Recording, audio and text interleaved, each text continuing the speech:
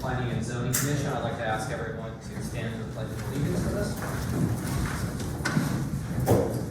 Pledge of allegiance To the flag of the United States of America, and to the republic for which it stands, one nation, under God, indivisible, with liberty and justice for all.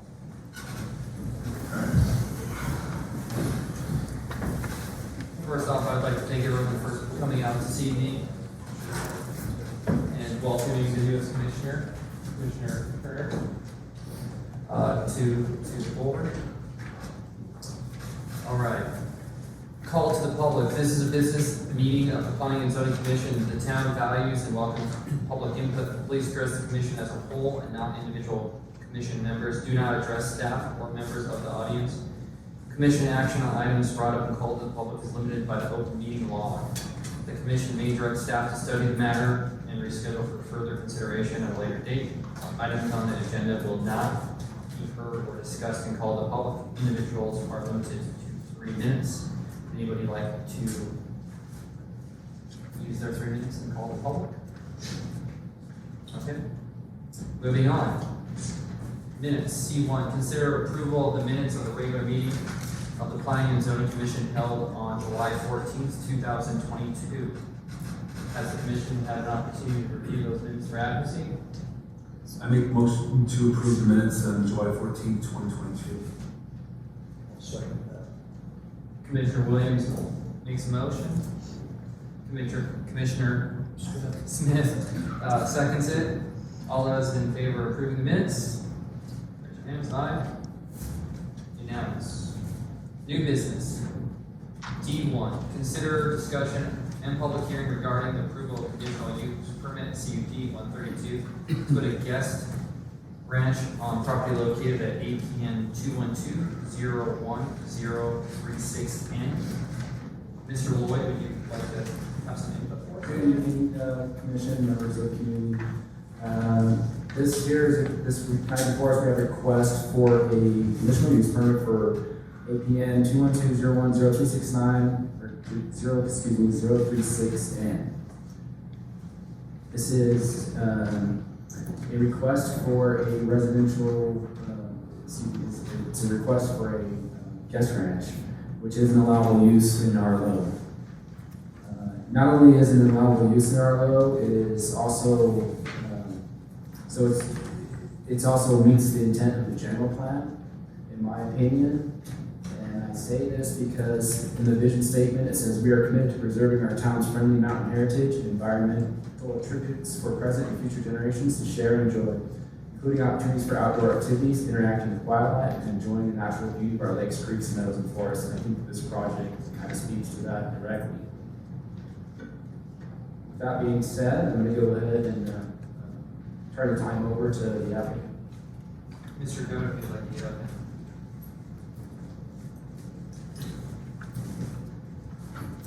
Good evening. Thank you, commissioners and town staff, for having me here today. It's always a pleasure to be before you. I've been here before. A few weeks ago, we had a good discussion. You guys took a vote, it passed. I realize why we're back here tonight. I have some new material that I submitted in this packet. The rest of it is similar to the last packet. I can address some of the community concerns tonight. But since we've been here once before, commissioners, how would you like me to start? Why don't you just begin with the new information you provided in the packet, and then we can kind of work backwards from there. Sure, absolutely. Thank you. I don't know what order these, I have the pages individually, so I'll reference them to you, and I'm not sure how they are in your packet. First one I'd like to talk about is the topo I provided. I had this done a number of years back, early in the process of the exchange. Why I'm bringing this forward tonight is why I've identified this as a place for guest ranches. If you look at the topography past the rim trail, there's these really beautiful views. You have these great stone ledges and what I call champion trees. And, you know, the flat area out in the middle is also beautiful. It doesn't attract me to the project as a business.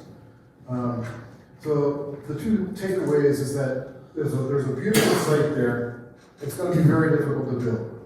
And especially since I do not, I've heard back, there was some comments about we don't want to do the Hallmark build again, where they come in and you clear cut the lot, and then they put up the building and then you plant it over again. So the goal here is to sneak the operations in between, certain rocks, certain trees. I think that's the value of the hospitality offering. The next page I have is just a general survey. It's got a square inlay. That's just a 50,000-foot view of where I think most of the, or pretty much all of the guest facing structures should go. One thing to take away from this survey, I talked to Dan Ruth, he's a surveyor of record. It's a scalable document. It actually has a distance bar on the bottom. And in the blown up section of the next piece of paper I'll talk about, you can actually read distance off the different lot lines. And so that's a great way to see how far away this is from all the different neighbors. Okay, the next one is what I'm calling conceptual height site plan of a build. And here, some people might try to think there's some hand-drawn buildings, but I think they're appropriate scale. I actually had a year of architecture school after college. Back then we were doing hand drafting and real models. We were doing CAD. So I think this is very appropriate, very illustrative. It's informative. You can look over here on Camp Grace and you can see a direction and an 861. So that's the number of feet along that second segment property line. So you can take that segment and use it anywhere on this map or on the larger survey to kind of give you a distance and scale from how far I am from either Camp Grace, Camp Toddy, or anyone over on Wagon Wheel Road. So this is a conceptual plan. Each building out there is going to have to be specifically sited. I work with Doug Bimmel over in Snowflake. He's working with me on a project in Show. We could draft up some beautiful drawings for you and maybe a 3D model or something, but it would just be a fiction. It's going to take some work out in the field to really be able to site these buildings. And I'll give you an example. Down in Tucson, we did a wedding barn. We designed a $6.5 million wedding barn. Turns out we had to put in $1 million water line, so then we ended up with a $5.5 million wedding barn. Whole structure change. And I think that's exactly what could happen on this site. Doesn't mean it can't be buildable, but there's going to be spots that aren't going to be buildable, or it's going to have to be, as I work through the process, later in this process, I'm going to come back to you with an actual site plan. You're going to get to review it, and that's going to be the same with the engineering and utilities and the specific accesses. Because accesses usually fall out to the site, usually concurrent with the utilities, right? Roads. And so that's a discussion I have to have with utilities. But I think we have a good plan. You're going to get 20 bites at the apple. This is a great point to talk about some of my neighbors. So on this conceptual site plan, you can see the Camp Grace as it was at the time of the survey, I think 2017. I know they've done some other stuff since then, but on their website from last year, they talked about having overnight capacity of 220, and they have a new events facility that's 325, and they have the old event facility at 125. So that's a pretty intensive hospitality offering on Camp Grace, and they have 20 acres. I have 7 times that, and it'd be a much lower density of use. And I think what they're doing out there is great, but we all play by the same rules. So that's just as a reference. And I should also point out that, I love camps. I've been in the camping business, my family has, since 1919. We still own, we do 22,400 camper nights a year. So I'm still on that board. We have those discussions all the time. The next site plan is from Under Canvas and the Smoky Mountains. Now, why am I presenting this?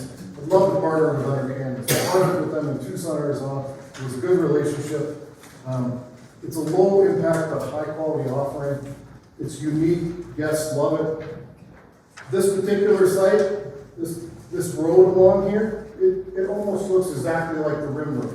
And I think all the best building sites are to the west of the rim road.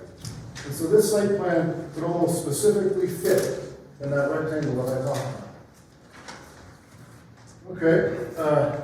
I've also submitted a new 17.8.040 conditional use criteria. So I've gone through A through O, and I think provided a substantive answer to all of these. I'm happy to go on at length if there's any particular one. I'm sure maybe the access might come up. One thing I do want to respond to is some of the people that appealed this. I believe they got the language wrong. They had the wrong legal interpretation of the code. It's important. Planning and zoning shall consider where applicable, comma where applicable. The governing term is where applicable. This commission has the sole discretion to determine whether something is applicable or not. And that only makes common sense. There's a variety of uses under conditional use, like everything from guest ranch to a hospital. Some conditions apply and some don't. The best example on here would be G. Screening and screening and landscaping. So that is very applicable for a hospital located on White Mountain Boulevard. However, I'm asking for a guest ranch, which is a low-density hospitality offering where the emphasis on preservation of the natural environment is located some more than 900 feet away from my neighbors, or neighbor buildings, and it's in a densely forested parcel. So it's, I think G, to be bold here, I think G is not applicable. But I'm happy to address each and every one of those. As Chairman Lloyd mentioned, addressing some of the concerns that I heard from the community last time, someone said R low. Keep it R low. Well, it's staying R low. It's still going to be governed by all the rules and regulations of R low. It's going to have R low setbacks, R low height restrictions, and probably most importantly for people who are concerned, R low density. And then everything out here is going to follow the town code. So someone has concerns about noise. Well, I can tell you guest ranches are a lot quieter than camps. But there is a noise ordinance. If you're concerned about lighting, well, a lot of people at guest ranch are there to look at the stars.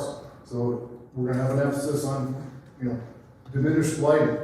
But there's also, I think, a code addressing that. The same with signs. And signs is another one where it's kind of common sense with a guest ranch, right?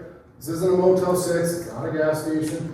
You do not flag anyone down the highway. Everyone coming to a guest ranch is a destination traveler.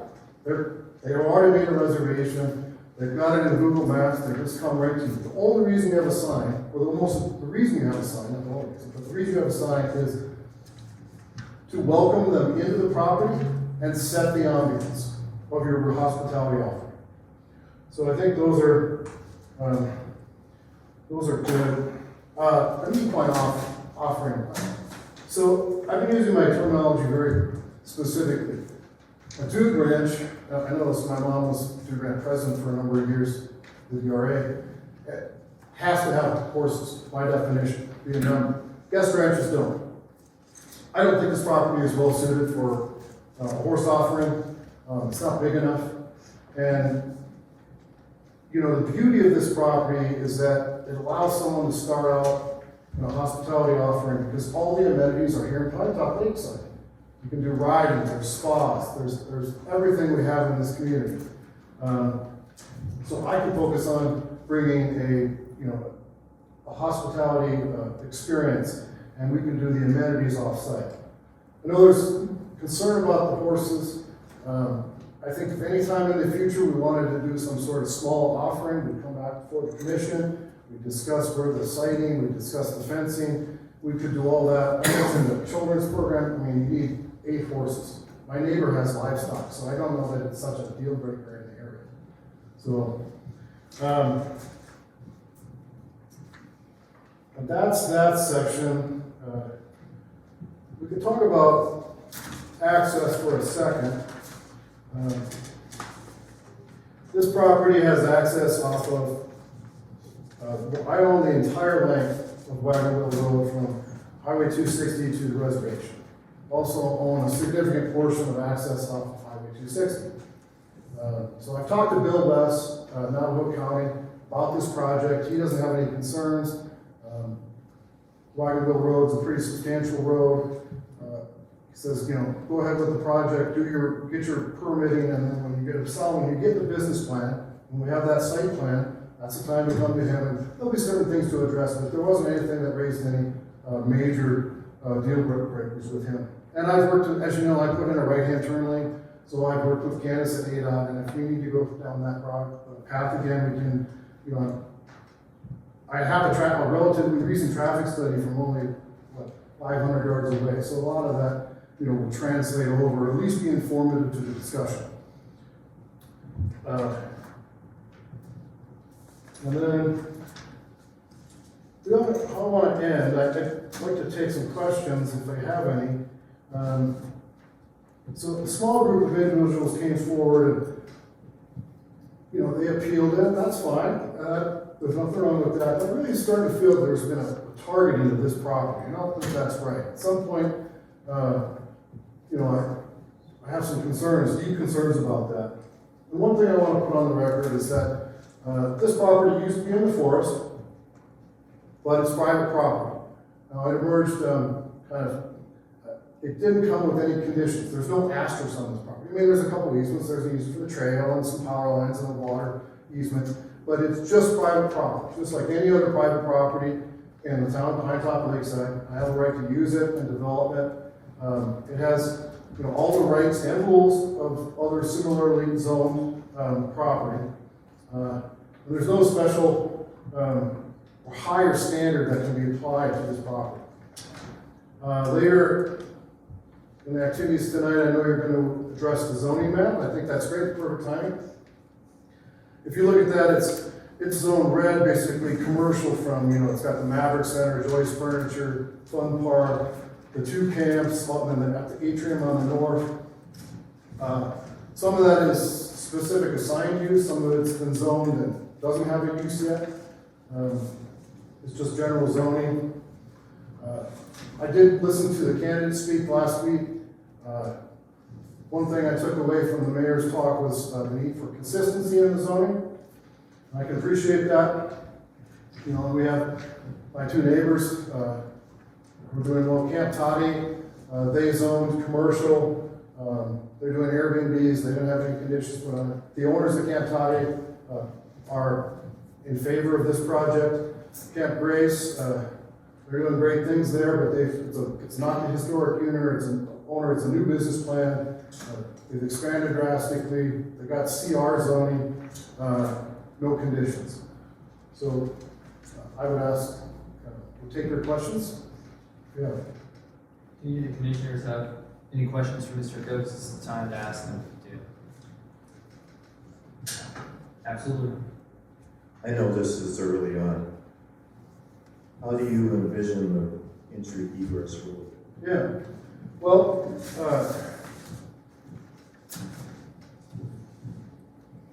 the easiest thing, and what would cut down the least amount of trees, would be to come into Wagner Road and take the power line in. You can see that on there, and then come over to the site. And there could be a secondary exit, where you know, if you need to get in and out. That could come back out and come out where the old rim trail comes out, off of on Wagonville Road. You know, or alternatively, you know, involves a lot more work. You know, you could make my way over to, there's two possible accesses on the other side of Camp Toddy. But it looks like you're from the site plan. Looks like you tie into Rim Road for a bit, and then you go to the power line. Or that's what I was referencing, sir. For the two, you come in off the power line, and then when you hit almost to Camp Grace, that you cut over to the site. can you use Rim Road? Is that a county road or? No, there are no easements. It's just my private property. How do you see the construction of the first 10 buildings? What are they going to be made of? I saw where you had some tents from Tennessee, but I think you're planning on building some. Yeah, you know, this is a combination, or if this gets passed, I'm going to the glamping convention in Denver in October. And I don't know whether Under Canvas is expanding right now. There's other glamping operators. They have a national brand. That would be the way to do it, is to bring them, partner with me and bring them in. You know, the initial build, I think you'd start small, take down, I mean, these are small, the guest units themselves are small, you know, 300 to 700 square feet. There is one larger structure, I think you need to build a guest ranch house, you know, where you welcome people and entertain them. Will there be meals in there, or? No, I do not anticipate doing meals in any time in the beginning. We have 9 restaurants in our family business, and I would not undertake another attempt.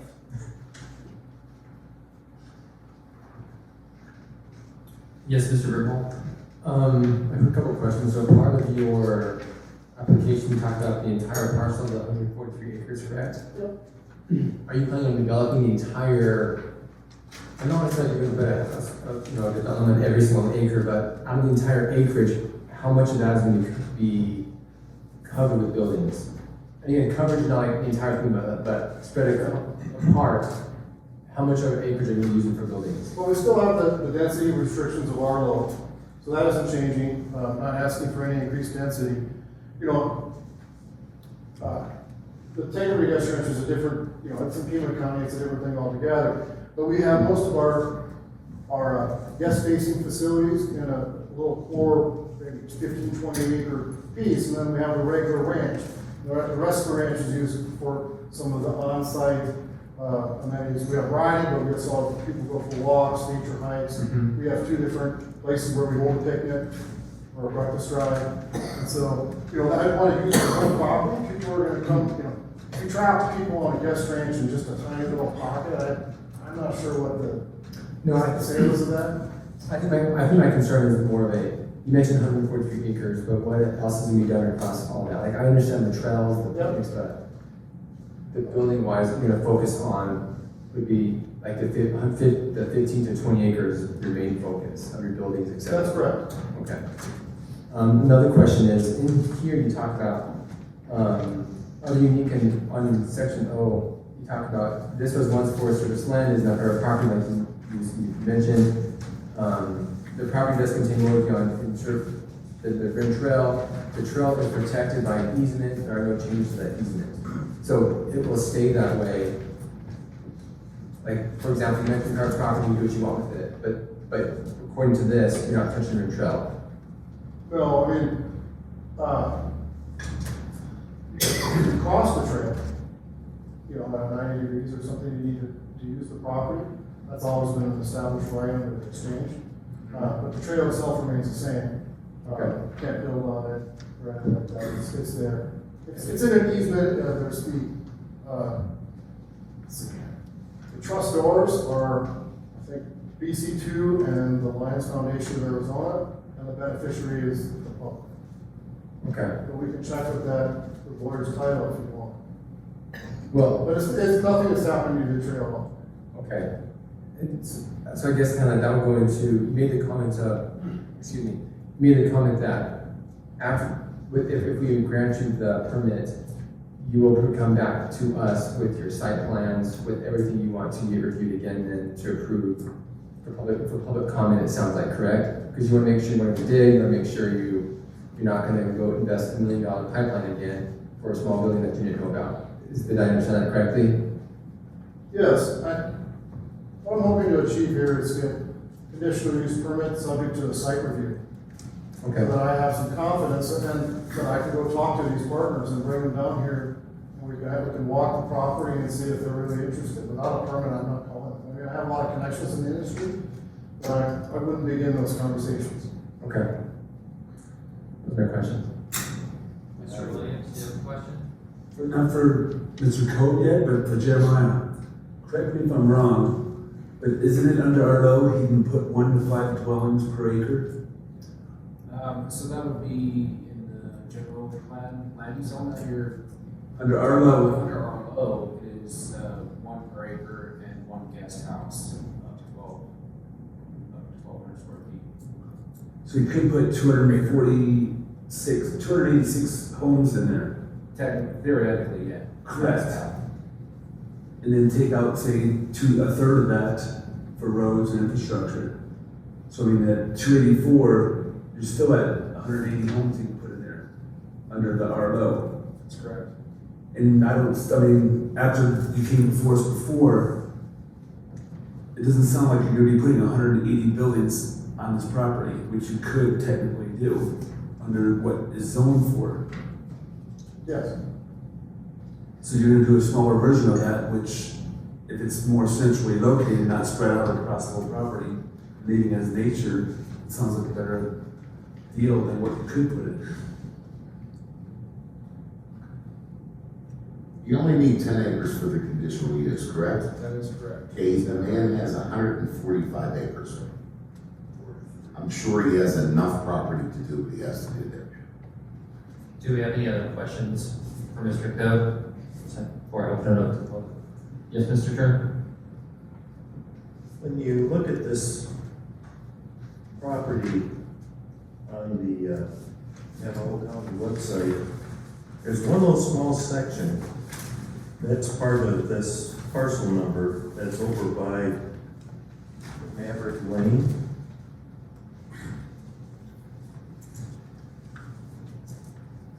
It's just like a Why wellness. that got split out.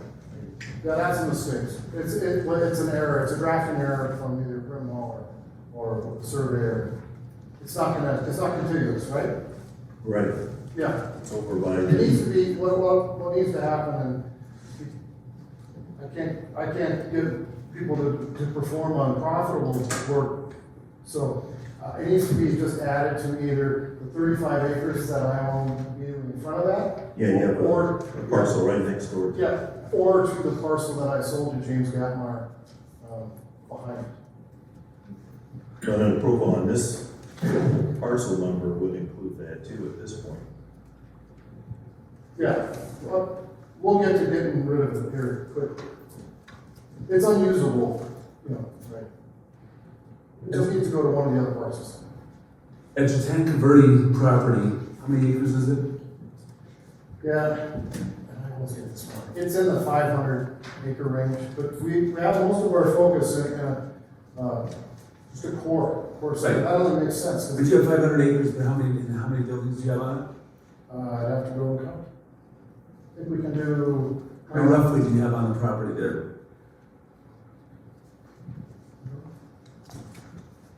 We can count them on the site plan. 65. So maybe 11% of 12% of the. Well, but it's different there because we have, in Tucson, it's regulated by, square footage. So I know at the Tankerville site, we have something like 67 more thousand square feet to build out. And then we have to come back to Pima County or Tucson and ask for a zoning change. And which we can do, you can go to like general resort or some other things.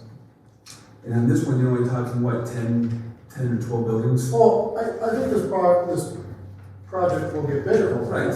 10 units, I asked my manager down in Tankerville, so what is the minimum you think someone will need to run one of these units and just keep above water? He's like, well, then you run kind of like a manager owner property, you know, having 25 people is about the right number, staffing wise, to keep it right for your staff costs. I don't know, you know, to get to profitability, you probably have to keep adding. But you probably will never get down to the 188 that you could put in. No. And, you know, I think now we identify the part we want, you know, put in the guest units. Any other questions? Thank you, Mr. Coe, for taking the time to come back up and share with us some of the new information. All right, I'm gonna, no particular order on D1, read through the cards. I had multiple people ask to be last. I can only have one last person, so we'll just see how the chips fall on that. So I do apologize, I appreciate asking for that request. Mr. Eagles?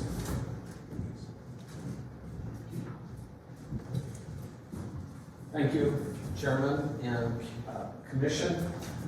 Robert Eagles, Pinetop-Lakeside resident. I have just a brief read here from the Camp Toddy Land Exchange, and I know that we've all acknowledged that there is a trail. But in that document, it does state the wind trail would transfer to non-federal ownership that the paved portion of the trail, including a buffered area extending 25 feet from both sides of the trail and a vista area, as well as a trailhead, parking area, and access road would remain available for continued public use. Access across the parcel would be at the discretion of the public landowner, and while it is used for walking for nearby residents, it is not known to be of high recreational use other than the Mogollon Rim Trail, which will be maintained. And so I guess as part of issuing a conditional use for a guest ranch, and being one among many that enjoy the views from that Mogollon Trail, and believing that this is a unique part of the Forest Service land exchange, whatever the commission would take action as the public body, I would like to see some protection that would reference this wording in the actual land exchange document, the record of decision when the Forest Service let that go. Again, there were public meetings, they sought input from, I'll say, the community, and that was determined to be very valuable. Those conditions, I think, were all upfront with the land exchange. It's nothing new that suddenly popped up in front of you tonight. It's always been there. It's been in front of the town of Pinetop-Lakeside as the exchange progressed. I think that's very important. It's exciting to think we would have a guest ranch with amenities there that could be shared both by those of us that reside here, by family members or guests to our homes that would like to do that kind of thing, as well as providing a source of income for the business community in here. So the guest ranch opportunity, I think, is great. I am a little concerned about a conditional use without the proper conditions in it. And personally, I brought with me tonight, but as an example, a local gardening firm wanted to expand greenhouses, and they came in with photos of what the greenhouses were like, the property, the setbacks, the size and type of the buildings. They presented it to the commission, no problem. Condition use goes right through. There is so much unknown, and perhaps not including all the acreage at this time, and knowing that after the parcel, I will also share, it's a little difficult on the site plans that are on this size paper to read the wording and figure where everything is. I struggled with that a little bit, but coming here tonight, I thought we might see an enlarged display of the plans. And access to, I have property in the Shoal Lake Estates, and today coming out of there, the newly constructed driveway access that doesn't go anywhere provided a relief for 6-8 cars in heavy rain where people pulled off the road. I would be curious if that's potentially going to be used for this development or not. And I remember people on the Wagon Wheel Road being concerned about the narrowness of that and the impact it might have. Again, if it's a smaller part of 143 acres and everything goes smooth, then in the future, subject to commission approval, it would be easy to expand this use over the remainder of the acreage. But I'd hate to see the public lose the existing ingress, egress, parking, and the trailhead as it exists from Highway 260 now. I think we're on a good track. Some of the questions, the discussion I've heard, and I thank you for the time to address you tonight. I hope as we move ahead, we can see proactiveness with the commission. I will also say this might be the only time there would be a public hearing on this matter, considering this use on our road property. Anything coming up as far as site plan review, impacts to the surrounding areas would be a regular agenda item, and it is the commission could consider working with the applicant to have neighborhood meetings. Thank you. Thank you, Mr. Ingalls.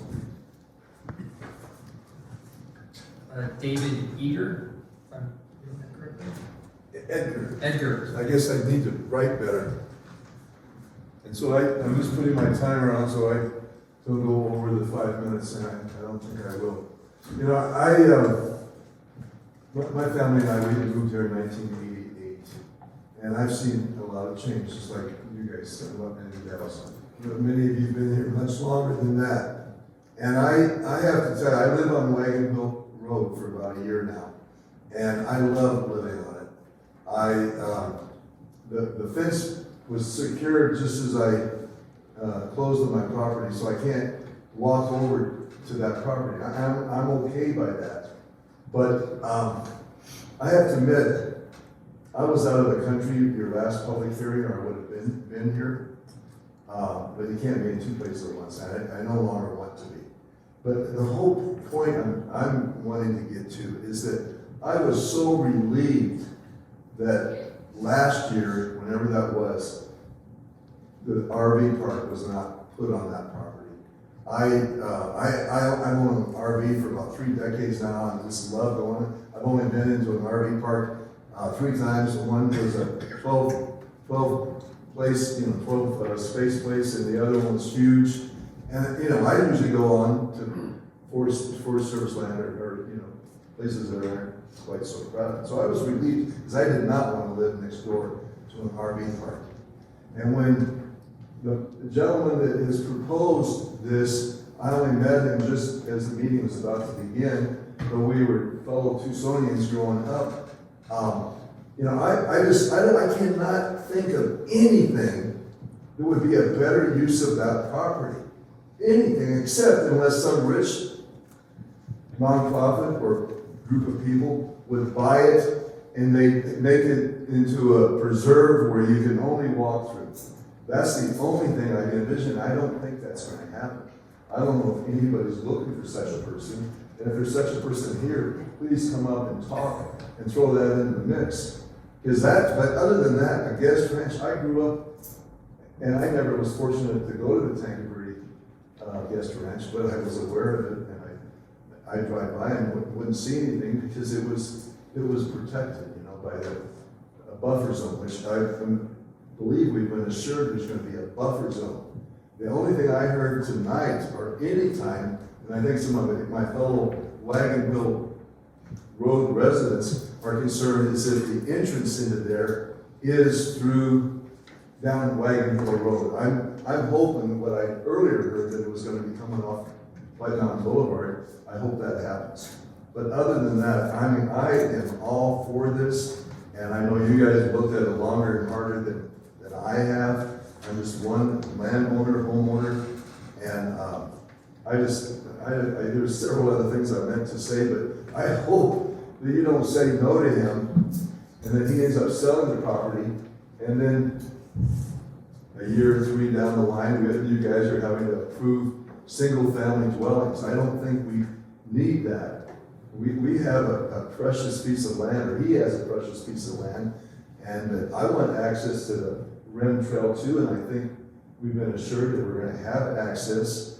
There might be a few more people walking on it some days because of the guests that they're at the ranch, but I can share that trail with another 25, 50 people, spread it out through time. So anyway, I just want to encourage you with not too much more haste to approve this for the second time and let him get on with his plans.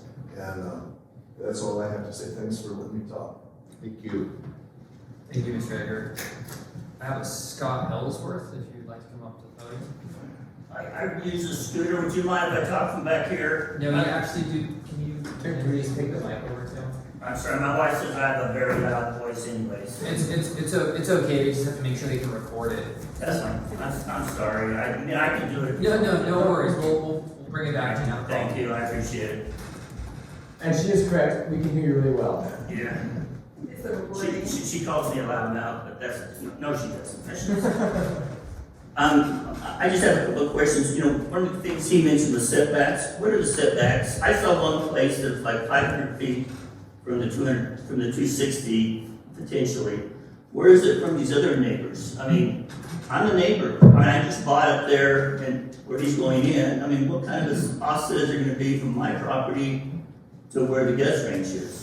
Another question I have is, in the things from the meeting a month ago, there was discussion about, he says they're riding bikes in there, mountain bike riding it would be a great activity for this.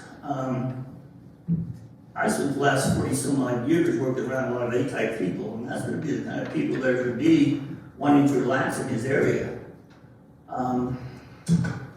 Is that, I mean, how's he going to keep them from tearing everything apart? I mean, I'm just, you know, I mean, that's a concern that I have. One, you know, what's the distance between me and everybody from this place? Two, you know, we've got a lot of, I'm quite sure, good people going that are going to be guests, but at the same time, they're driven.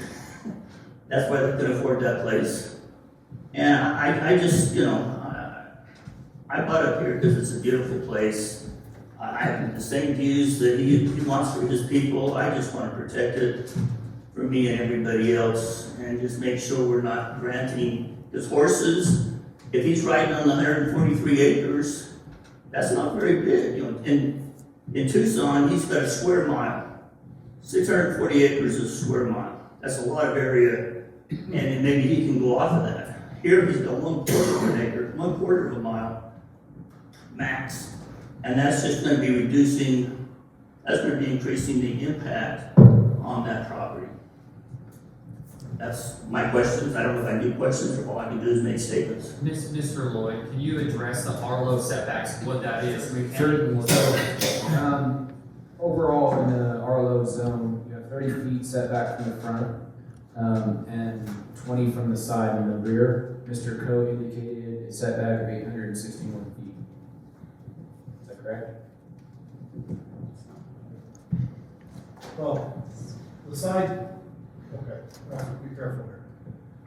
Where I'm citing the building, or the buildings, for the site plan, appears to be about 860 feet away from the Camp Toddy or buildings. So that's for the guest operations. I'm not abandoning the entire parcel. Sorry. I needed that. Is it okay if I speak? Yeah, we can answer the question. Yeah.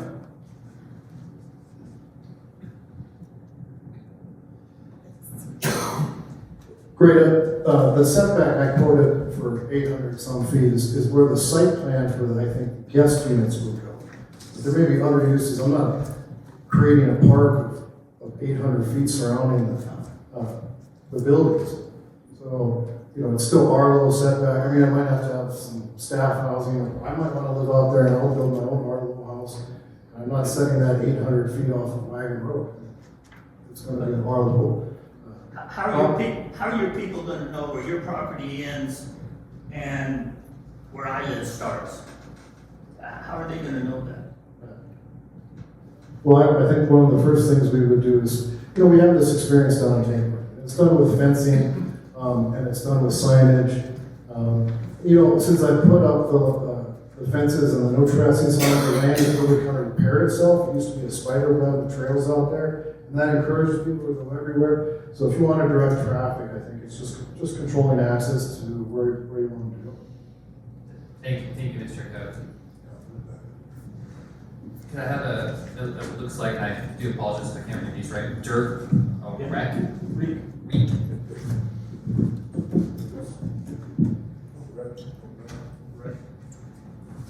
Thank you, guys. I appreciate being able to come and say something. Kind of new to this, but I've been around some developments before. One was Pinedale in Montana, became Rock Creek Mine, and there was a lot of discussion about it, what was going to happen and everything. And last time we got talking a lot about, well, we're going to see a different, some sort of a plot plan and exactly where everything is going to go and things. And one of the things that we had up there, and I was a cook. I mean, I was the chef for the place, and it was a supper club. And so I wasn't in on all of this. But one of the things that we found is when you have somebody that has a vision besides just putting up houses or an RV park, you have somebody that comes in and they start to develop and they find things that people like. And we ended up in Montana, we ended up having to put in an entire wastewater system because our water usage was so much more than what we expected. It was very, very expensive. I had to take a test to be able to do that, to run it. But it was all handled really well, and but it had to have been allowed. It was the kind of thing where they said, yes, okay, we want to watch this and this in our plot plan and all that sort of thing, but then after that, we'll just have to kind of go with it. Well, that was one of the things that we had to go with, and it was a big deal. The thing is we can't, last time I felt like we were really restricting where we were going, and we wanted to see what everything looked like, and so forth and so on. I've been to the place in Tucson. I live on East Street. I'm going to be right across from it, and I am a little bit concerned about the amount of traffic that we would get on Wagonville Road. There's not room if you get a big truck or two and then cars. There just isn't room. And so I would like to see, an access off of 260. But at the same time, I just love that we're thinking about putting in something that's going to be beneficial for the entire community and for those of us that live there. Because we can walk over there. We can go in there. And yes, it's a beautiful, beautiful place. And it's going to bring people to the area. It's part of what we want to do. We want to bring people up here. At least that's my experience with towns like this. And anyhow, that is I agree with the gentleman. I'm hoping that we can get him going, get this thing moving, and begin to go forward, because you can't foresee everything that's going to come up. You just can't do it in a project like this, because you're working with people that are a lot of them are coming up simply to vacation. They don't know what they're getting into. They're coming up for a guest ranch or a dude ranch. And the reason they're doing that is because they don't know how to do it themselves. And so they're going to have different kinds of needs and wants. And I think that it's going to add a diversity to this area that's really useful. I think it'll be a benefit to all of us. Thank you, sir. Mr. Dodd, you come on up.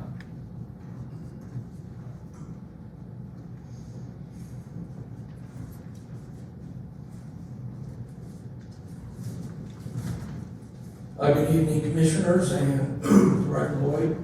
My name is Norris Dodd. I'm a 39-year resident of Pinetop-Lakeside. When the Commission first acted on the application for this conditional use permit last month, I had submitted a letter detailing some of my frustrations with the lack of detailed, meaningful information and a conceptual site plan that could help me and others in the community understand, support, and embrace a guest ranch on this parcel. Further, such information is required for the Commission to address and review the criteria in the town code pertaining to conditional use permit approval and to consider and impose appropriate conditions. The application packet being considered by the Commission tonight includes supplemental information to support the assessment of the conditional use permit application, as well as a site plan. Tonight's packet, as I said, does include the site plan that pertains to the 142.7 acre parcel that depicts clustered arrangement of individual units intended for glamping. And this site plan identifies potential access and identifies its location and buffer juxtaposition to Camp Grace. As I said in my June 22nd letter, many citizens of Pinetop-Lakeside would like to support and embrace the proposed development of guest ranch facilities on this parcel. The supplemental information and site plan do allow me to express my support tonight for the conceptual guest ranch development depicted on the site plan. I support the conditioned application and approval for that portion of the parcel covered by the site plan. It seems inappropriate to me to approve the conditional use permit for the entire 142.7 acres at this time without site plans covering the additional acreage. As you can see, we're talking about a relatively small portion of the parcel, the yellow being where we've got the site plan. At a minimum, I think that you ought at least place an addition on it to apply to the site plan area if you approve the conditional use permit. I stand committed to supporting guest ranch development for other portions of the subject parcel, contingent on additional site plans being submitted. Support and approval for the first portion of the parcel will hopefully lead to continued future conceptual site planning and conditional use permit approvals. Thank you. Thank you, Mr. Dodd.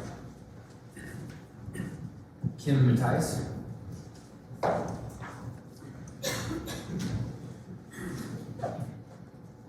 My name is Kim Mattias. I'm glad to speak with the commission. I appreciate your dedication and your consistency. I think there's a misunderstanding about the R-low. R-low is 1 acre. So if this property is zoned R-low, that means you can put one house and one guest house with 1,200 square feet. That's it. Correct, Mr. Lloyd? So if it were to be divided, there's a potential If it were through the divided, subdivision it'd be a process subdivision, to have it'd be more than just one. R-low, right? Under our low, there's 1 per acre. Right, but if it were divided, it would not be R-low anymore. If it was, if it was subdivided, it would still be zoned our low. Okay, but it's, I disagree. It wouldn't be zoned R-low, the rest of the subdivision in this town are not zoned R-low. Anyway, that's beside the point. I have some concerns about the conformance with the code. So the citizens and the commission, as well as the council, are required to abide by the code. The code was generated by the council. On June 23rd, there was a quorum of the Planning and Zoning Commission here present. They voted. That quorum of commissioners approved this CUP, despite the fact that there was no conceptual site plan presented. And it was approved. I reviewed the minutes of the July 14th meeting of the Planning and Zoning Commission. There was no mention of invalidating the June 23rd meeting. There was no reference. There was nothing stated in those minutes that indicated that nothing wasn't totally above board with regard to that meeting. At this point, there's been no citing by the town of any legal position that allows them to invalidate the meeting, or citing the code that says we've invalidated the meeting. I reviewed the code. I'm unable to locate any provision in the town code that allows for the invalidation of a Planning and Zoning Commission that had a full quorum of members and that properly voted and approved an action. A valid appeal was filed by the Citizens Quality Development Committee. Therefore, that appeal must be recognized, and the next course of action for the CUP that was approved on June 23rd is the Board of Adjustment. And there's no provision in the code to do otherwise.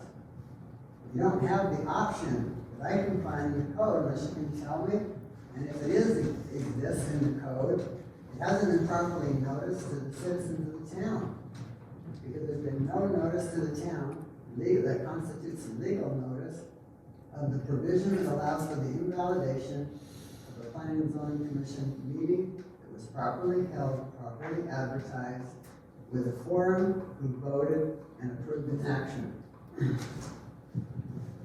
The code does not specifically state what happens if a commissioner has a conflict of interest and votes.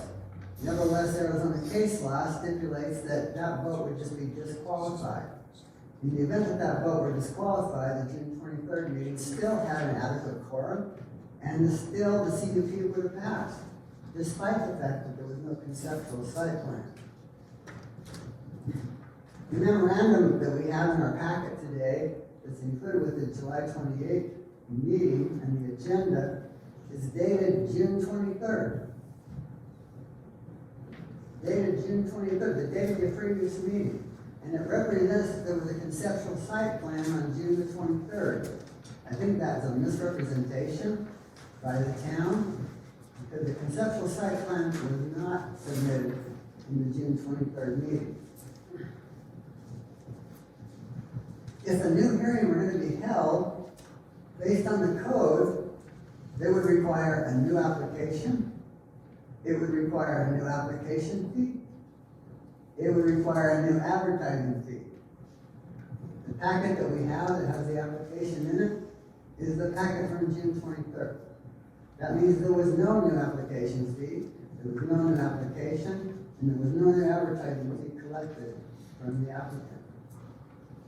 Again, I repeat, the town has not provided the citizens of this town with legal notice of any way contained in the code and the ordinances of the town of Pinetop-Lakeside that would allow them to invalidate a planning and zoning commission meeting that has approved a CUP and proceeded forth. Doesn't exist. Thank you, Mr. The Tice. code and the town council and the citizens are required to comply with the code. I submit that we need to comply with the code. You, the council, the town manager, and the citizens. If we comply with the code, we won't have a problem. Thank you, Mr. Tice. Terry Bishop.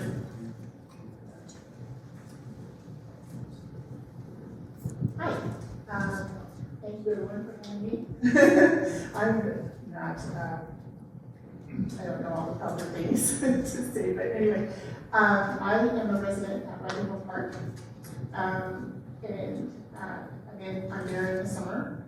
I wanted to say that I have, my family has owned property in there since like 1992. Been coming up here since I was a child, since I was 5. And it just breaks my heart to see that property across those streets from us to be inaccessible at this point. And I know that it is private property, but I always thought it was part of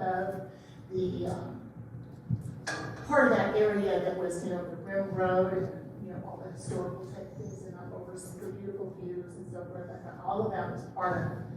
And I guess at one point it was federal land. But anyway, I have some concerns and I just kind of want to throw them out there and then, perhaps we can get some answers.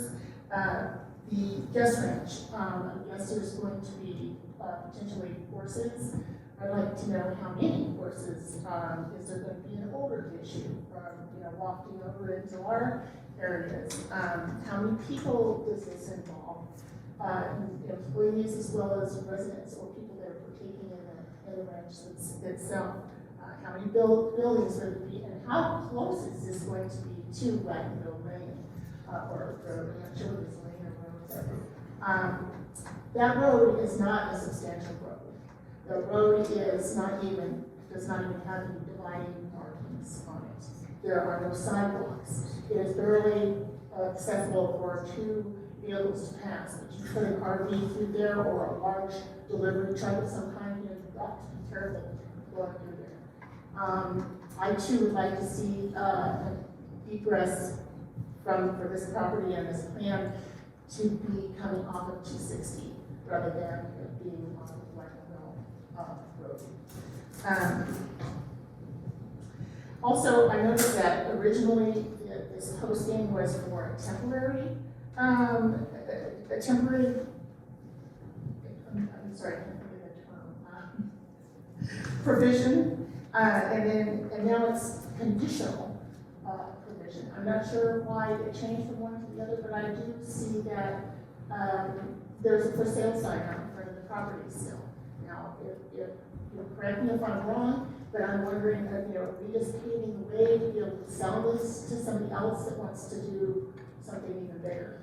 At what point are we going to ask for specific plans to see what it is that what you're approving, rather than promises that there's nothing that's concrete. And I get that you want to get your investors to, but I think that on board first, but I think that there ought to be a little bit more, especially put in layman's terms so that us as residents can see this and know what it is that he's doing. Otherwise, this stuff doesn't mean much to me. I'm sorry, I'm just not trained in being able to look at plat maps and stuff. But I do feel that there needs to be more comprehensive plan put out there. I will say that I did not know about these meetings. I was not informed of them. I have a neighbor that lives within 300 feet of the property, and she was able to, she was given information. The first notice of this meeting, or excuse me, the previous meeting was posted on a fence directly across from my mill. This time, for this meeting, it wasn't anywhere to be seen.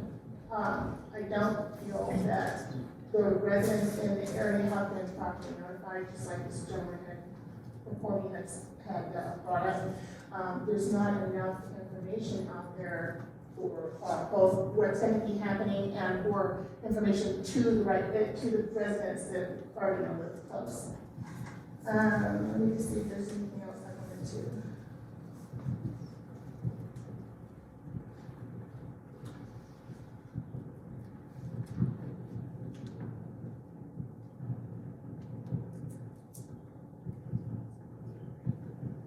Also wanted to make sure that, I said that the trail is very important to us and the community, and it would be great if access could be reached from Wagon Park. I have fears that whole Wagon Lane road is going to get marked off or blocked off or fenced off or whatever, and we're not going to be able to get there. We'll have to go, around to. Thank you for your time. Thank you. I appreciate that. I'm going to close this piece to the public. Do we have any discussion amongst the board? Do I have a motion? So question then, I guess I want to ask, so Jeremiah, according to Mr. Mathias, correct, Mr. Mathias? Correct. To his point, so can you address that at all? So, as the community's probably aware, it was in the paper that there was a conflict of interest, and we ran it by the town attorney, and we were cited in the town code. Mr. Matisse, appreciate your leading through that, but it's not in the town code. It's by state statute, and the vote was invalidated because of the conflict of interest that was identified by the appellants, and so that's why we're here today. Mr. I move to approve the conditional use permit CUP-132 and allow a guest ranch to be constructed on APN-212-01-036 N. Can we include some provisions? Conditions? First, I would need a second on that. Okay. I'll second. Second. Okay. I mean, we can discuss that. I'll discussion. Yeah, that's what I'm saying. Now discuss. Oh, cool. Go ahead, Commissioner Brimall. So can we include a couple of things? I guess my point is to confirm. I feel like a lot of the public are afraid that they're not going to come address, so they can't come in here. They're going to be kind of blindsided by what the site plan could be. From my understanding, Mr. Cook, you told us that you're going to come because then again, your site plan. With this approval, your investors up here to start walking around and start really seeing what you can do with your property that you create. Yes. So with that, I'll say, one of the conditions is that we're able to, that his site plan, once his investors and developers have a good idea of what they want to look, they'll conduct that site plan for additional approval from P&Z. They have to. That's part of the code. That they have to.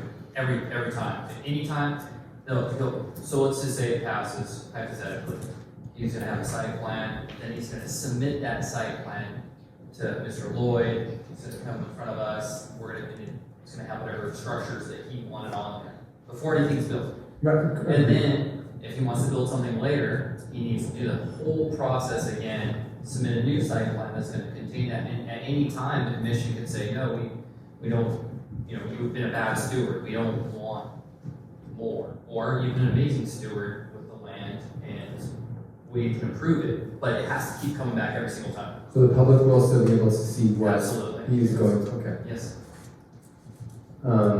Do we need to include language about the trailhead from what was discussed tonight about how it's a land exchange I believe it's covered by the easement, but they were cutting trees down, and I know it was closed for that for a little while, but it's my understanding that the easement covers the trail and they have access to the trail. It would be wise to include it just Well, the easement includes it, like, Tom should have a copy of these. yeah, it is included in there. He can't build on it or do anything with it. It's set in stone within the easement. okay. So It stays open. it stays open. It's a public easement. I have a question, Mr. Code. Are you planning on changing any of the part of the trail? No, Okay. I don't have the ability to change that. Can't touch it. But the lines and I have the ability to close it for safety. As we did under the direct request from John Arone, the state forester. And when everything's done, is it going to be open back up? He called me, it was open an hour later. Sorry, Mr. Cook, do you think, kind of what are the points that someone was made about, like water usage? And part of your investors, do you guys go back and you guys work with your current water company to make sure that they have the capability to provide you the water that you need? And can we also include that you'll work with our sanitation district to see if, just for how much, additional, I don't know, water you put in the drainage system to our sanitation district, that they'll be able to cover it? This property is not included in the sanitation district. Okay. And there is Arizona water to part of the parcel, of the adjoining parcel. That's gonna be a challenge, whether it comes from them or it's a well, or there's other owners out there that there may be a joint solution. Okay. Any other discussion among the commissioners? Mr. Turner? The entry egress, compared to the other pieces of property adjacent, this is a large piece. If there's ever a need to evacuate, there needs to be more than one way in and out. The fire department will require that of them. It's gonna be in the code, yeah, you have to be able to get out. They're gonna determine how big it is, and the fire department will tell Mr. Code exactly what he needs to do to have safe exit in case of a travesty. Mr. Williams? And then, to let you know, they may be having access on the highway, maybe on Wagner Lane, widen that. It all depends on what's done in the study, once they get the ADOT and the county involved. They don't correct. Any other commissioner concerns? All right. One more, I'm sorry. Do we need to, I know Mr. Cook says, I want to look at all 143 acres, but go back to your points of yes, you will expand it. Do you have a specific section that you're, like stage 1, that you're going to focus on first, or is that, we don't know what that's going to look like yet at stage 1? I think stage 1 is to bring in purely an accommodation offering, and that would be particular to the presented site. Okay. And then, I mentioned, some of these people are gonna want, on a wander day, we're gonna do a picnic somewhere else in the site, but at this point, Okay. Thank you. If there's no other further discussion, ask for a vote. All those in favor say aye. Aye. All those opposed say nay. Nay, Mr. Turner? Oh, okay, it's unanimous This then. is John, Chairman, question I'm answering. Are you making a motion off after Commissioner Williams' motion or an amended motion? No, it's off the Mr. Okay, so you made an amended motion, are you adding, We are not. conditions? Without conditions, okay. Because all the provisions we discussed are already included in the permit that have to be addressed. Absolutely, and every single time, so it encourages them to do a good job, because if they came back, and they did not do a good job, they Okay. wouldn't get approved, so the public has to input every single time he wants to construct and make the facility. Perfect. I want to clarify that just because I know a lot of public have raised that concern that they feel like they might be cut out after this meeting. But from what we're hearing, we are sure that no, they will still be involved moving forward. So the site plan will come back before the commission, at which time there would be more opportunity for public involvement. Perfect. Moving on to D2, information and discussion regarding the general plan review, and discussion regarding current zoning and future land use maps. Mr. Lloyd, would you like to? Yeah, I think this is around 4 or 5 years now. Give me a second here, pull up my map. Basically what we're looking at here is a culmination of the efforts that the commission has put forth over the course of the past several months. At the last meeting, I was asked to look at including a open space area on Penrod, and particularly for the purpose of elk crossing. And so I actually drove out there, and I was hoping I would see some elk, and I did actually see some in this area. I thought I was going to see some there. I actually did see some. This is there's a riverine area. It's not identified by FEMA, but I identified it here. It comes from Jenkins Marsh and it goes out towards and so I actually, when I was coming back, I looked down there and I saw deer in the vicinity of this. So I think this is a good candidate for the open space, potential for a deer elk crossing. How wide is that? I can hold it back there really quick. Just tell us the number of deers, please. Okay, so that looks to be just under 400 feet. Okay. At the north side, south. This would be on the south side of the commercial zone area, not on the south side of Penrod, so it's a little different in there, but generally the same, good idea. That section is 115 feet, so it gives an opportunity at least for deer or elk crossing. Identify that in the general plan. It's captured basically as open space here.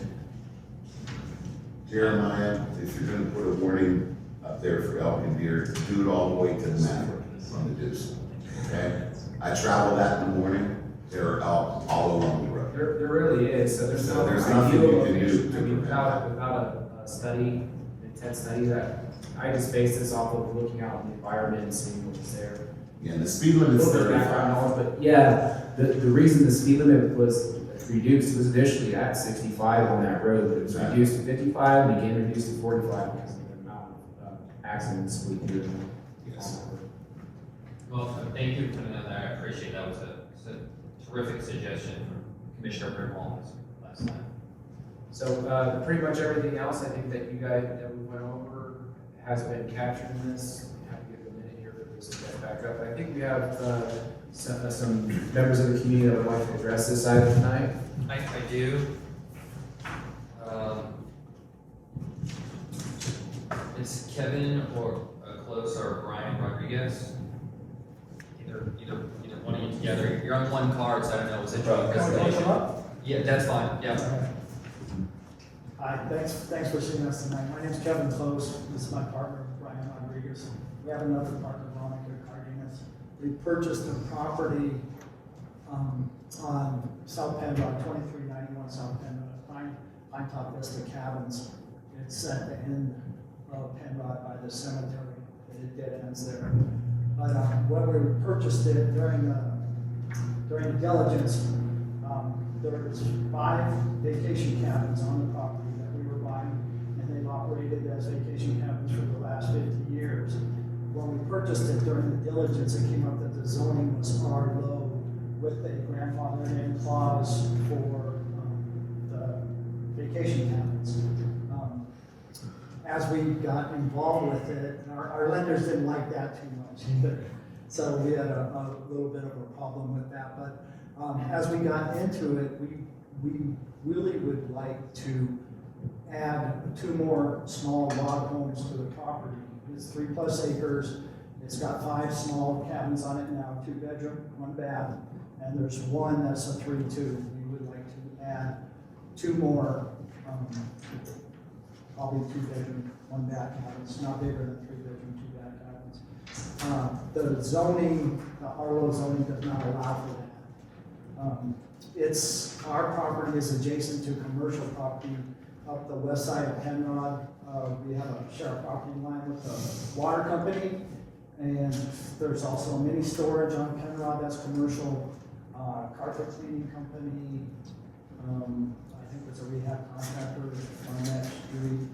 And what we're trying to do is get to the point where we can add 2 more units to our property.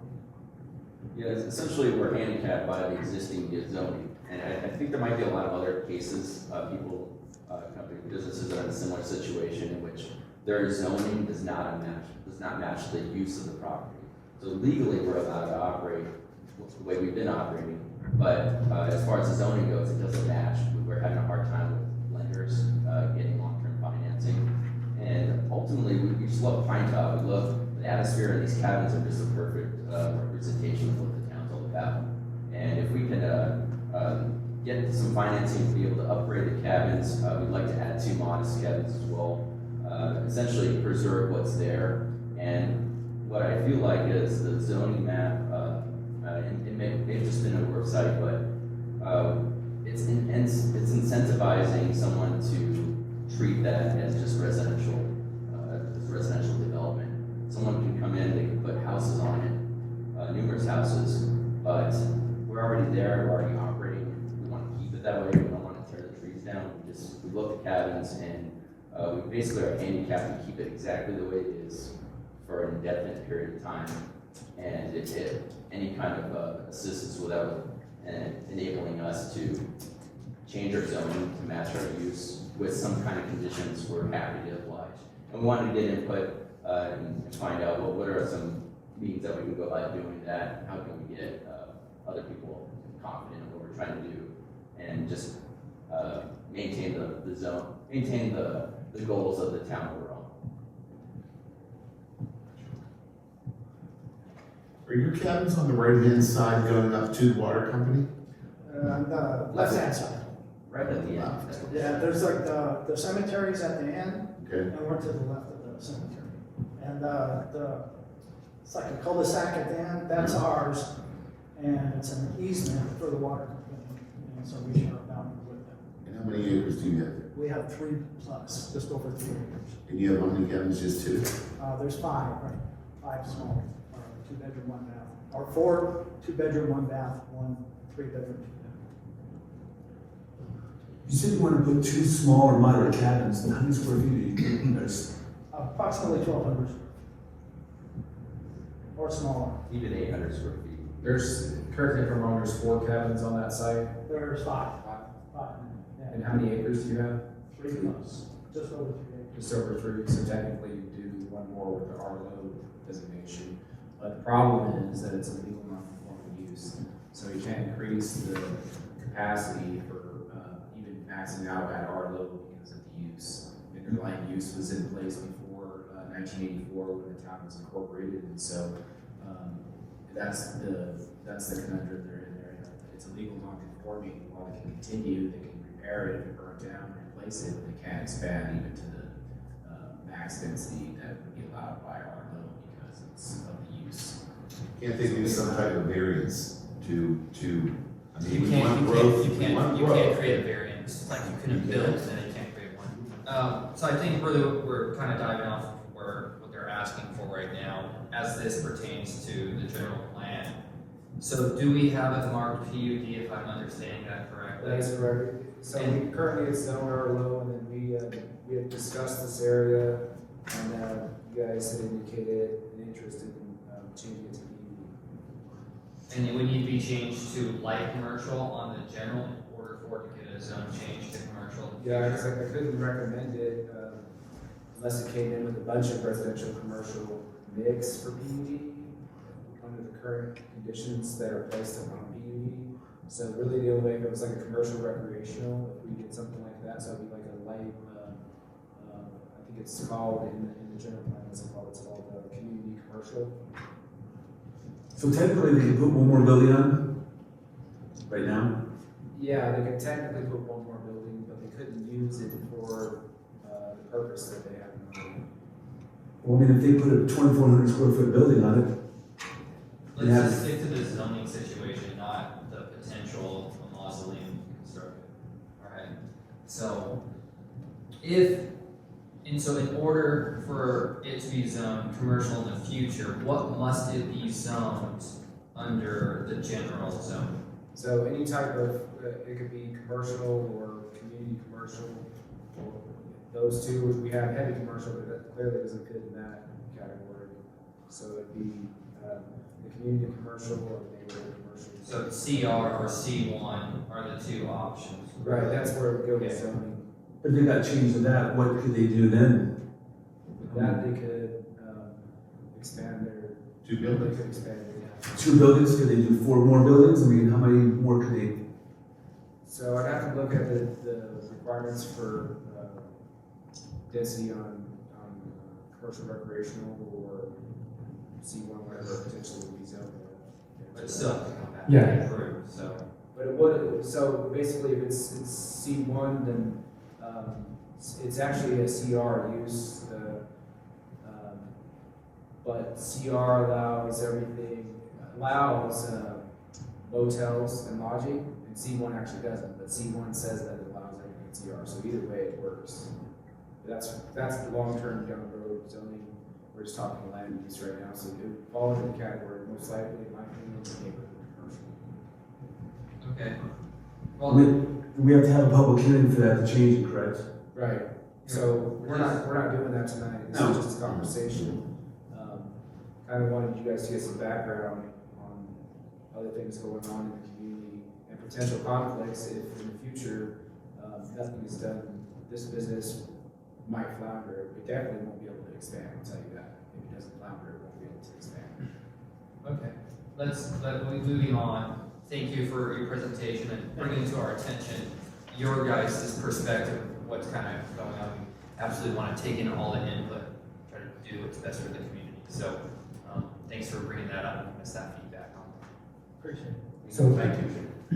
if we were to change the zoning, could we require or request require, do they have to like bring up their coding, like firewise in that area? Oh, yeah, they definitely would have to. Okay. And, James, I have another individual who we can. oh, sorry, I didn't know that. That's okay. Mr. Ingles, if you would like to come up, and I think you know a lot of this area as well. I wanted to comment on the constructiveness of the commission when the idea along the Penrod Road extension was brought up to be potential future commercial, and knowing our community also is in need of affordable housing. And the forested areas that I believe are within the town limits out there on the Penrod Road area might easily be connected when Sholo is able to do the Scotts Road improvement project across the outflow of Sholo Lake and tie into that road, which would certainly help our circulation element and also provide for access into that area, emergency fire escape or fire evacuation routes, and also I think spur more growth. But the need to, on a future land use map, look at areas where we can expand businesses and have perhaps more affordable housing due to higher density. That certainly, in my opinion, would seem like the area you would do a node of that and not infringe on those of us that value our larger lot residential by pushing that kind of stuff into our areas.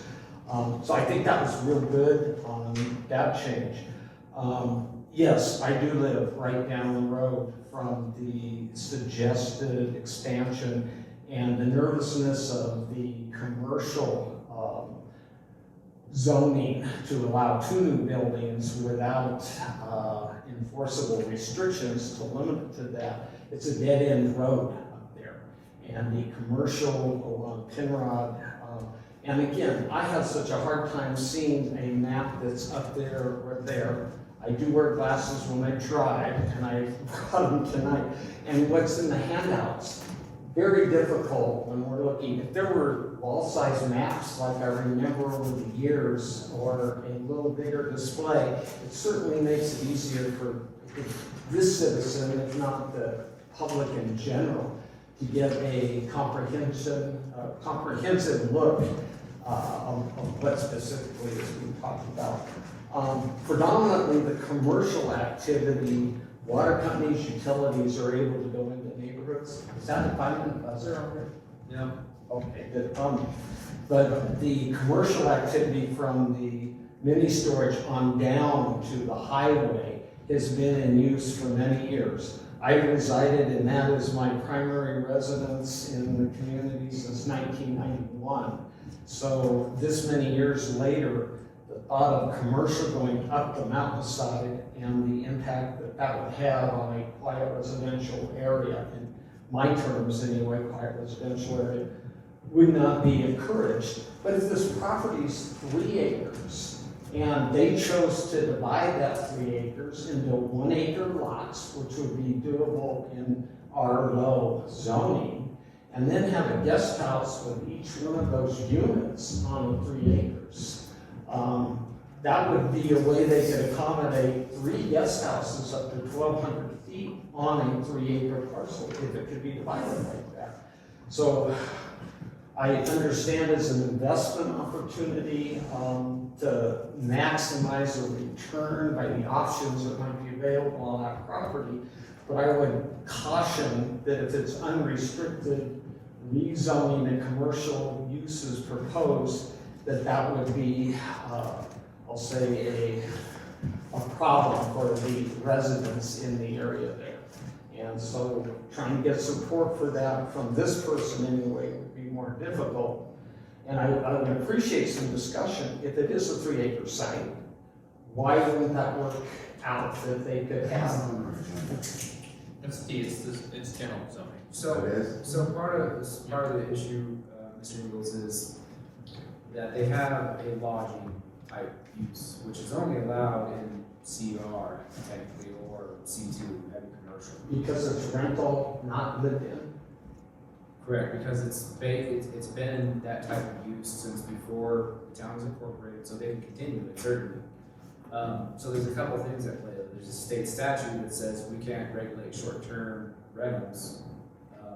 So if it was your house and you were renting it, we couldn't tell you not to. So it's an interesting problem, because if it was just residential, you could most likely get away with it, with the 6 at least, because of the acreage. But the use has always been lodging type, which is legal non-conforming. The intent of the general plan is to eliminate legal non-conforming. And you mentioned the storage on the same street, Penrod. That's actually a legal non-conforming use, not allowed in commercial zone. It's only allowed in C2, so it's obviously a legal non-conforming as well, otherwise it wouldn't be there. The past owner has a very similar name to people in the town, but that had been there prior to the town incorporating, I believe. So there's a history of legal non-conforming uses on Penrod Square Gate.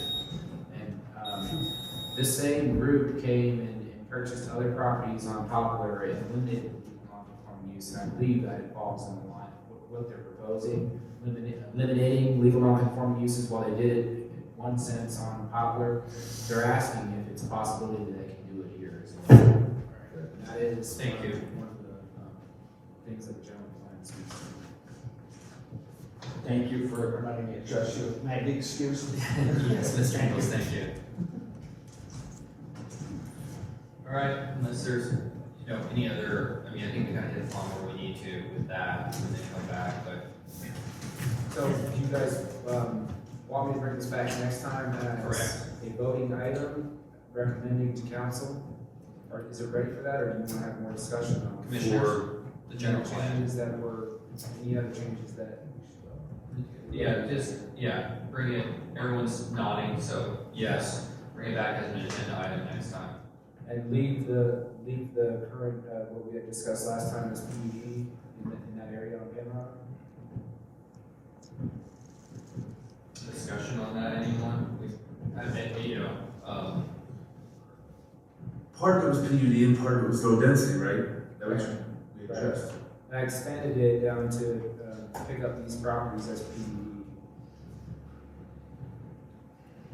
And I thought we changed it over and back to Safeway, this property, but I don't see it. It's all green. I thought we decided to change that to planning and development as well.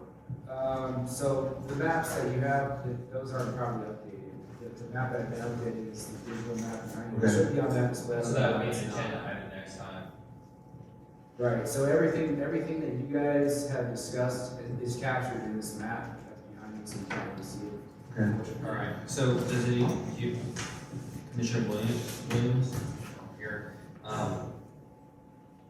Commissioner Kinsler, do you have any thoughts about the piece on top of Penrod? The gentleman we're talking. Correct. It's operating as commercial now, even though it's not conforming, but it's grandfathered in to establish that. But they can't do anything with it, and it's non-conforming use, so it actually needs to be zoned something. I think we should rezone that. I mean, you have the storage units, you have the carpet cleaning there.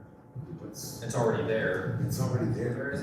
There's a commercial use, not heavy, but there is a commercial use on that street. So it falls in with, not every property, but a lot of the uses that are along that street are commercial. There's a lot of churches and there are some private homeowners as well. So you wanna I think make them like before we put them commercial? on the agenda, why don't we talk about rezoning that property? We can't rezone it as the general. Or I mean, general plan. Right, so it doesn't, if they came in and submitted their application today, unfortunately, it doesn't meet the intent of the general plan, so I'd have to recommend against it. So they wouldn't be able to, more than likely, they wouldn't be granted. Do you want the to zone change. Do you want to propose that we make it light commercial then? Yes. I think Tim might remember when we've done something similar with what used to be the German restaurant on that little lake. Right. Fred's Lake. They came in with some changes and we granted some things with conditions. They never came to fruition, they never did anything with it, but. I think there was a home It was joining the lake. It was on the border of the property, I mean, like, on top of the property line. Yeah. And there was an issue with things, it was grandfathered in, we allowed them to do things, Okay. so. Just comments. Can we do that, Jeremy? Yeah, I can reflect it next time as neighborhood commercial. Light commercial, so, everyone, any objections to making that light commercial up there? Can I ask a question? Claire, I don't know that town Pinetop-Lakeside has light commercial. There's a CR and a C1 and a C2. So we're talking a few different languages. So the light commercial is the land use element of the general plan. The zoning you had identified is zoning in a straight zoning sense. Yeah, we're not changing the zoning. Does that clarify, Mr. Ingles? I see low high density on the future land use map. And Right. I don't see light commercial unless there's a certain color. Right. It's a term I'm not used to, and because you're working on some legal. The light commercial is part of it is C1. In the land use element, the major amendment that we're proposing, there is there's heavy commercial, there's community commercial, and neighborhood commercial. Right. Well, Jeremiah, Those are land use elements. yeah. We're gonna adjourn this at this point. Okay, and then all meetings have a conversation about it. Okay. All right? After this stands adjourned.